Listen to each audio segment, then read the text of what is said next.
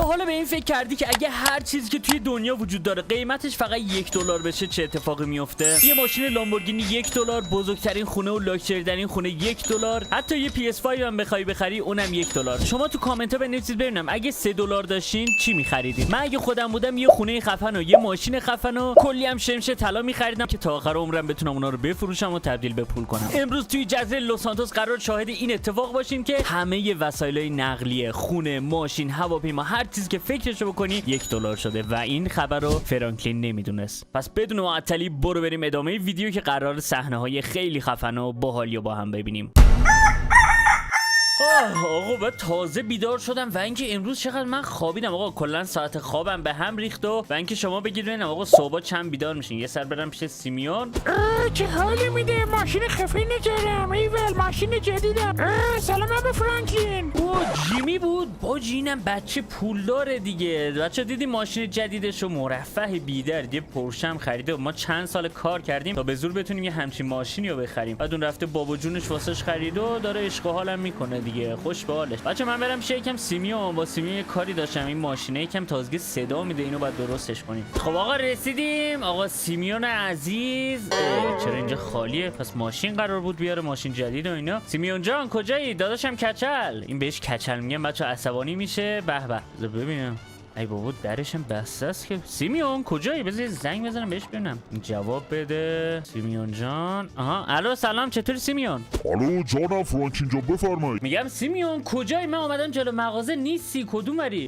فرانکلین راستش میخوای من یه مدت اومدم مسافرت با هلیکوپتر و ماشینا اومدم، خلاصه دارم اینجا عشق و حال میکنم. چطور مگه؟ عشق و حال چی بابا داداش؟ تو دنبال پول بودی تا همین دیروز. میگم من اومده بودم ماشین مشکل داشت صدا میداد. اینو واسه میتونی تعمیر کنی؟ برو یکی دیگه شو بخر دیگه. برو یکی دیگه شو بخر چه سیمیون جان؟ من چند سال کار کردم تا اون ماشینو بتونم بخرم. بابا برو بخر دیگه، ماشین که ارزونه. آره داداش خیلی ارزونه. میگم خب کی میخوای برگردی تو؟ من نمیدونم، من فکر کنم 3-4 روزی طول میکشه. باشه بابا 3-4 روزم خیلی. گفتی کجایی؟ ببین من اومدم مسافرت دیگه، اومدم یکم عشق و حال و اینا، میگم با هلیکوپتر و اینا اومدم، خیلی دورم. باشه بود هم با پولای ما بچا پولدار شده. باشه دیگه خوش بگذره. خدافظ. خدافظ. ای بابا برم به عشق و حال خودم برسم و تو بازی داشتیم میکردیم زکم شنا کنیم و به چه عشق و حالی میده. سیمیون بچه چی میگفت رفتم مسافرت برو ماشین یکی دیگه بخر. داداش این ماشین میدون قیمتش چقدره؟ من این ماشینو $500,000 خریدم. میخوام $500,000 بچه دوباره جمع کنم و بخرم. بکنم دوباره یه 3-4 سالی باید کار کنم دیگه و این واقعا پول خیلی زیادیه. آقا تا اینجا که اومدیم یه سر به لامار بزنم، دلم بهش خیلی تنگ شده. فقط بهش زنگ نمیزنم که چون زنگ بزنم میخواد بگه فرانکلین داری میای برام یه همبرگر بخر و منم که براش نمیخرم. اوکی بچه بریم یه سر به لامار بزنیم ببینیم چیکارا میکنه. خب آقا رسیدیم. اینم از لامار. چیکار کردین؟ وسایل اکل وای نکنین دوباره رفته دوزی. حاجی اینا رو کجا آورده لامار؟ یا خدا دو تا هلیکوپتر. سلام لامار خوبی؟ لامار چیکار کردی؟ اینا چیه؟ سلام چطوری فرانکلین جان، چه خبر؟ سلامتی لامار. اینا چیه؟ اینا رو از کجا آوردی؟ خریدم دیگه. آره ارواح محمد خرید. تا همین دیروز پول همبرگر تو من میدادم، از کجا آوردی خریدی؟ بابا پسر جان خریدم، جدی زحمت کشیدم خریدم. بابا بیا برو لامار. حاجی چقدر خفنه ولی ماشینش. اینو نگاه طرح آتیش. چند تا موتور داری؟ ای بچه این موتورش 3 چرخه. ماشین نگاه طرح آتیشو. حاجی خیلی خفنه ماشینای لامار. اینا رو کی خرید که مثلا ای واسه نمیشه شورولت کروت نیست؟ این هم ماشین مورد علاقه منه تقریبا دیگه. آره وای بچه‌ها نگاه کنین چه ماشینایی داره. ولی ماشین داشت یه چیز دیگه. لامار نه خدای اینا رو از کجا آوردیم؟ پسر جان چه کجا میخوام بیارم؟ خب خریدم دیگه، همشو $1 خریدم. همشو $1. هلیکوپترها هم $1 خریدی؟ آره اونا هم $1 خریدم. بابا داداش مبارکه دیگه. $1 داداش $1. ببین بچه بزن بهتون بگم $1 آینه 1 سانتی متر این ماشینم به شما نمیدم. من این $1 خریده. آقا مبارک. حالا دزدیدی یا حالا هر کار کردی من اومدم یه سری بهت بزنم. خدای لامار اینا رو از کجا آوردی؟ میشه به منم بگی؟ اینا رو خریدم از سایت و اینا خریدم و اینا. از سایت حتما بچه رفتین دزدی چیزی دیگه، چون نمیتونه تو یه شب این همه پولدار بشه. این هم ماشین بخرم. میگم من 4-5 سال کار کردم اونو خریدم. بعد لامار من رفته بودم میشه سیمیون، اونجا مغازه نبود. گفتم دیگه تا اینجا اومدم بیام یه سری هم به شما بزنیم دیگه. فدای شما، اراده نگه داری، دل منم برای تنگ شده بود. آره منم دلم برات تنگ شده بود و خلاصه آقا مبارکت باشه دیگه. من که خیلی ذوق کردم این هم ماشین خریدی، همش هم $1 خریده. مبارکش باشه دیگه. حالا بچه من که نمیدونم پولش از کجا آورده. رئیس داره زنگ میزنه. چی داره میگه؟ الو جانم رئیس. سلام فرانکی، کجایی؟ بابا رئیس چرا اینجور صحبت میکنی؟ هی یه جوری زنگ میزن انگار طلبکار. رئیس من میشه لامار بودم. یا فرانکی خیلی سری خودتو برسون بندر، یا ماشین است بعد اونو بدوزی.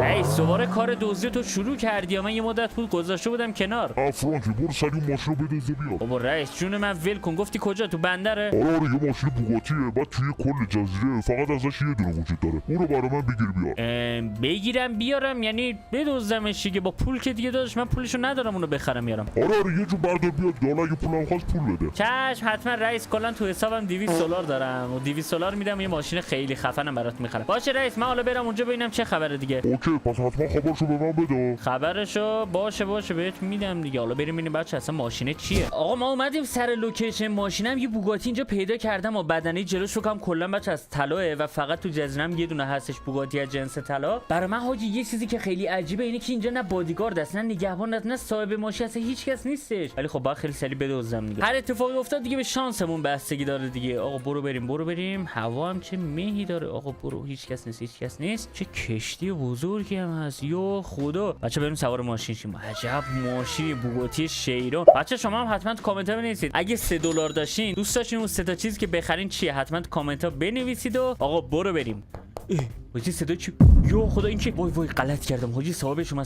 آقا سلام خسته نباشید. ببخشید من سوار ماشین شدم. اینو من اصلا چیز از دور دیدم، فقط خواستم ببینم داخلش چه شکلیه. اصلا نمیخواستم بدوزمش. بگو اینم پسر جون تو کی هستی؟ من میگم اینجا اومده بودم پیاده روی میکردم از ماشین خوشم اومد، بعد فقط نشستم داخلش، همین. نمیخواستم بدوزمش. وای بچه اگه لو برم خیلی بد میشه. دست به این ماشین نزنی، ماشین فقط فروشیه. من فکر کردم اصلا فروشی نیستش. رئیس گفت فروشی نیست. خب قیمتش چنده؟ قیمتشو میگین؟ قیمتش $100. قیمتش $100؟ نه قیمت ماشینو میگم. $100 که الان دیگه کم کم پول داره بازی‌ها میشه. میگم قیمت خود ماشینو میگی چنده؟ قیمت ماشینو گفتم دیگه، منو مسخره کردی؟ قیمت الان این بوگاتی که کنار منه و جلوش از جنس طلاه قیمتش $100. آره دیگه اگه نمیخوای بخری بزن به چاک. $100 بابا. $100 خیلی کمه بچه. من نمیدونم اینو. آقا باشه اگه $100 من الان یعنی به شما $100 بدم شما ماشین به من میفروشین دیگه؟ آره تو $100 بده منم ماشینو میدم بر تو میشه. حاجی اگه اینجوره که باشه آقا خدمت شما. دمت گرم مبارکت باشه. فدات قربونت حاجی. فکر کنم طرف بچه حواسش نیست اصلا چه خبر و چه اتفاقی افتاده. این ماشین به این خفنی بچه من کلا $200 پول داشتم، ماشین به این خفنی و فروخت به من $100. بابا رئیس جون نیاز نیست اصلا بریم دزدی. با $100 من یه ماشین چند میلیون دلاری خریدم. این خیلی خفنه. بچا بریم ماشین رو بندازیم تو پارکینگ خونمون. آقا من که خیلی عشق کردم. حالا نمیدونم یارو اشتباه کرد یا نمیدونم منظورش چی بود، ولی خلاصه با $100 یعنی با 8 میلیون تومان، البته دلار شد 85 تومان، 8,500,000 تومان من تونستم بوگاتی شیرون جنس طلا بخرم. باورم نمیشه. برو بریم. آقا با کل شب نخوابیدم. اینم از این بوگاتی $100 و به رئیسم حالا خبر دادم دیگه. به رئیسم خبر دادم که رئیس ماشین آوردم خیالت راحت $100 شد و باورم نمیشه. این خیلی خوب. واسه صدای آژیر پلیس بود. وای بچه پلیس اومد سراغم. من میگم آخه داش علی اسکل $100 مگه ماشین میفروشن؟ بیا الان منو دستگیر میکنم. میگم به جرم اینکه نمیدونم ماشین رو دزدیدی $100. این شاید اصلا بچه ماشین برای این یارو نبود. وای بچه برم ببینم چه اتفاقی افتاده. سلام ماشینو. سلام آقای پلیس خوب هستین؟ سلام آقای فرانکلی، این ماشین شماست؟ آقای پلیس ماشین منظورتون این ماشین دیگه بوگاتی؟ آره بوگاتیه. برا من که ببینید این ماشینو یکی از آشناهامون یعنی میخواست، بعد من فقط وظیفه‌م این بود که برم ماشینو بیارم. به خدا اصلا اون $100 من نمیدونستم و به من گفت که صاحب ماشینم، یعنی من ماشینو میتونم برم بردارم بیارم. اصلا نمیدونستم که ماشین دزدیه. آی فرانکلی چرت و پرت داری میگین؟ چرت و پرت؟ چیز بدی گفتم؟ ماشین خفن ماشین پلیسه. خواستم بگم که ماشین شماست، لطفا داخل بیرون نذارین، داخل پارکینگ بندازین، چون ماشینا احتمال داره که دزدیده بشن. یعنی فقط اومدین بگین که ماشینو داخل پارکینگ بندازم؟ بله. من فکر کردم حاجی گیر داده بهم. چشم ممنون، حتما ماشین داخل داخل پارکینگ می‌نازم. بعد میگم این ماشینم شما تازه خریدین، چون پلیس این شهر من ندیده بودم ماشین گالاردو، لامبورگینی گالاردو داشته باشم برای پلیس. این ماشین آره دیگه $1 بود خریدیم. ها $1 صبر کن ببینم $1. آره دیگه آقای فرانکلین $1 خریدیم دیگه. میگم جناب سروان چی گفتین $1 خریدین نو؟ آره دیگه مگه جشنواره $1 رو نمیدونی؟ جشنواره $1 یعنی چی؟ یعنی هر چیزی رو که بخوای بخری فقط $1. هر چیزیو که یه لحظه وایسا ببینم. سرجان از کجا میخوام بیارم؟ خب خریدم دیگه، همش $1 خرید. حاجی لامار گفت $1 خریده.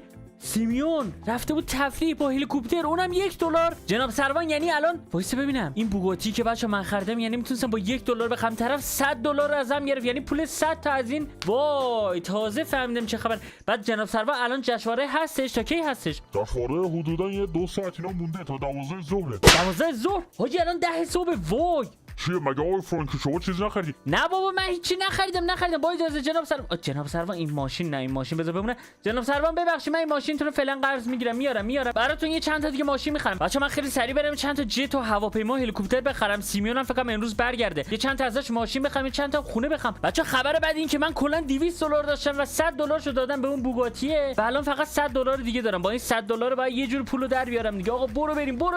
میگم پسرجان مطمئنی که میخوای همه اینا رو بخری؟ آره ببین این $50 رو بگیر، من همه این هواپیما رو میخوام. بچا 50 تا هواپیما و جت و هر چیزی که بگین رو خریدم، فقط گفتم که بخرم بعدا میتونم بفروشمش و الان ساعت 11 و فقط 1 ساعت فرصتم. آقا این $50 تو بگیر، من بعدا میام اینا رو میبرم. اوکی باشه مبارکت باشه. فدای شما. آقا ما بریم دیگه. وای بچا من چرا نمیدونستم. و جالب بدونین که این جشنواره بچا 3 روزه هست که من خبر ندارم و هیچ کس هم به من نگفته. ای دهنشون سرویس. من میگم لامور بچا 2 تا هلیکوپتر و کلی ماشین و اینا خریده. سیمیونم که رفته بود اشغال، رئیسم که ما رو فرستاد بریم یه بوگاتی براش بیاریم. $100 دادم و میتونستم 100 تا بوگاتی بخرم. باورم نمیشه. الان بچا سیمیون برگشته، دارم میرم پیش سیمیون چند تا ماشین بخرم، بعدش بریم پیش مایکل یه دونه رفیق داره که کار املاکه، از اونم چند تا خونه و اینا بخریم دیگه. خونه بخرم دیگه بهترین چیزه دیگه. حداقل این خونه‌ای که چند ساله دارم داخل زندگی میکنم و عوضش میکنم. فرانکی یعنی میگه از هر کدوم 10 تا میخوای؟ آره ببین 5 تا ماشین انتخاب میکنم، از هر کدوم البته نه دیگه بچا پول نمونه. ببین سیمین از هر کدوم یه 2-3 تا به من بده دیگه. چند تا بوگاتی بده، بنز و بی ام و نمیدونم رولز رویس هم حتما بده، بنزم از اینا بده، جی تی آر رو اینا. آره دیگه مکلارن هم بهم بده. او پسر تو این همه رو میخوای چیکار؟ بابا سیمیون تو نمیفهمی، من اصلا نمیدونستم این تخفیف وجود داره و میتونم همه چی فقط با $1 بخرم. بابا چرا همه میدونن تو چطور نفهمیدی؟ بابا کجا خبر دادن؟ تو الان از کجا فهمیدی؟ اخبار.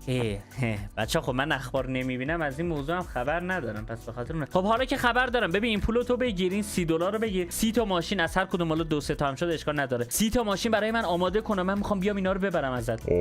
باشه. آره اینا رو یه لحظه وایسا ببینم.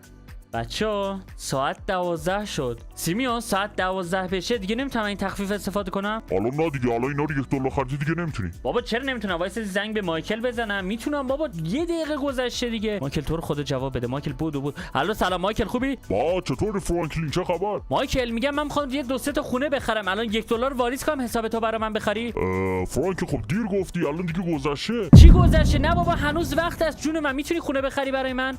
فرانکلین متاسفم برات نمیشه. بابا یعنی چی نمیشه؟ من نمیدونستم. یه دونه خونه $1 برای من بدی که اوکیه ها. فرانکلین شرمندم، تو باید تو همون خونه قدیمیت بمونی. وای بچا وقت تموم شد و من تونستم فقط ماشین و هواپیما بخرم. میگم از این جشنواره دیگه نداریم سیمیون. چرا اتفاقا 2 هفته دیگه جشنواره جدید است. جشنواره چی؟ جشنواره $5. $5؟ آره. پس بچا اگه دوستان چالش $5 هم شروع کنیم، حتما ویدیو رو لایک کنین و لایک رو به بالای 4000 تا برسونید که به زودی بریم چالش $5 هم شروع بکنیم. بچا شما تو کامنت بنویسید اگه $3 داشتین چی می‌خریدین. من خودم خونه، ماشین و اگه میشد کلی شمش و طلا اینا می‌خریدم که بعدا بتونم بفروشم و ازشون استفاده کنم. خیلی دوستتون دارم، مراقب خودتون باشین تا ویدیوهای بعدی. بدرود.